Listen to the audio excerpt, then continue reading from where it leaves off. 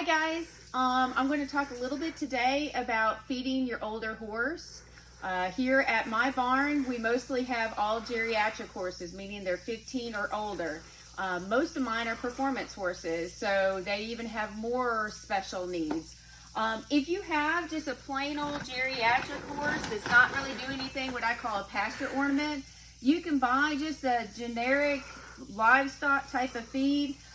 This one here, a pelleted feed, is kind of my favorite, just because it's a little more processed more. So if you start to see some issues with dental issues, where they're having a harder time breaking down, pelleted feed will work better. They may like the sweeter feed, but this will actually process a little better if they start to have dental issues. Now for my horses, I needed something a little bit better. Had a horse that had insulin resistance, which is really common. Think of it as like type 2 diabetes. Very common as the horses get older. So I needed to try to stay away from all of those sweet feeds. So if you see on this bag, sweet pellet, there's a lot of additional molasses in that. So we had to switch to something that was higher in fat, still had the protein for their activities, for the muscle function, but wanted something that was a little bit higher in fat to help with that energy need, rather than the sugars. So we switched over to Safe Choice, and particularly because our horses are older, Safe Choice Senior. If you notice, looks very similar to the other feed.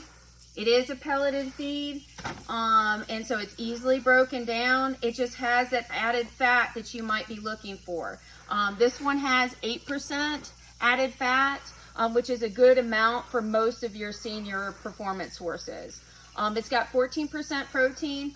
Most of your older horses at home, sitting at home, don't need that high, but because they don't really digest as well the protein, and if you've got a performance horse exercising, that's where you might need that higher protein. But most of your other can go for a lower protein and do just fine. Now, I have horses that have also issues with, again, with that insulin resistance, borderline Cushing's, where they don't need as much sugary diets, not a lot of carbohydrates. And so I also like to supplement with a fat supplement. So I found the Senior Weight Accelerator. So if you notice on it, it has the omega-3, so it has additional fats. It's a powder that we top dress with. And so this is a good alternative. There's a lot of different ones out there, but it has an added fat that I might be looking for. So crude fat, it has 80%. So lots of extra fat in there that's going to help with those horses that maybe as they get older are having a harder time keeping weight on them. Now, if you have the opposite, where you have a horse that just is overly obese, which can happen with equine metabolic syndrome, then you might look at like a muzzle to restrict what they're eating, especially if they're out in pasture in the springtime where there's these beautiful grasses out. So that's something you might have to worry about. I have the opposite, where I'm having problems with my horses keeping weight on, especially for what they're doing exercising. Even having with one of my barrel horses, she's having problems with diarrhea because pretty much everything is transiting through too quickly. Fiber is sometimes a really hard thing for older horses to digest, and so you're going to have to be very active on giving them kind of supplement besides just the grasses and some, Bermuda hay or whatever. So let me show you what we do. So I top dress with some additional chopped hay that's a mix of alfalfa, so it's a little higher in nutrient value on top of it. That way it's already broken down a little bit, it's higher in nutrient, and that helps my horse that has the diarrhea issue. The other thing, so if I'm looking for fiber that's easily digestible, so it gives them a little bit of that extra nutrients, and of course fiber is so important for just proper passage.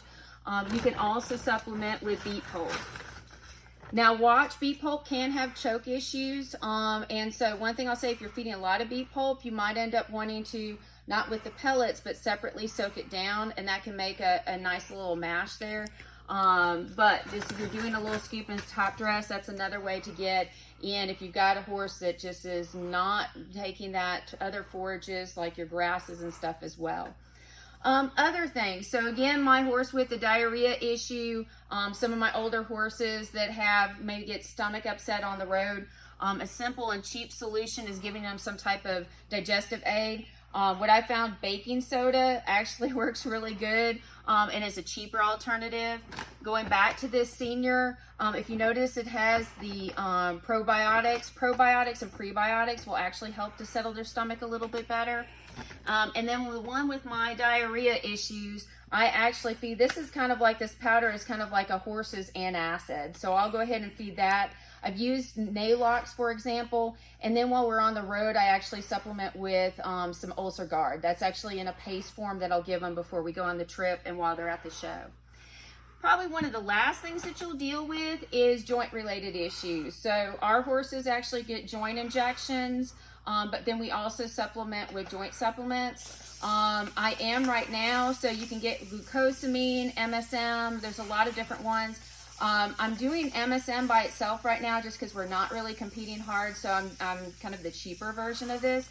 But I'm also going with MSM because I have an older horse with heaves. And there's been a lot of studies that have shown right now that MSM is good for horses that have breathing issues such as heaves.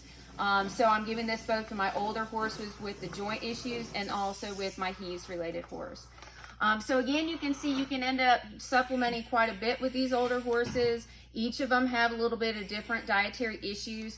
So that's something that you have to consider with the older horses. And so even retired horses, you may be spending a lot of money on supplementing their feed. All right, guys, read the rest of the PowerPoint for some additional issues you might see with older horses, and then email me if you have any questions.